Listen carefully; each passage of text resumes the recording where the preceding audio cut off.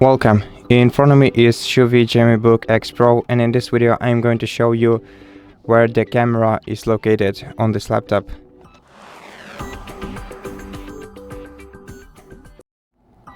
So the camera is located right here above your device's display. It does have a manual shutter which you can close if you shut it to the left, or open if you move it to the right. The camera is a pretty basic one. Uses it's an HD camera, and it doesn't have any face recognition scanners, so you cannot sign in using it. But generally speaking, there it is, and it does work, and it's a decent camera for a laptop like this. I hope that this video helped you, and if it did, please consider subscribing to our channel, leave us a like and a comment below, and I'll see you in the next one.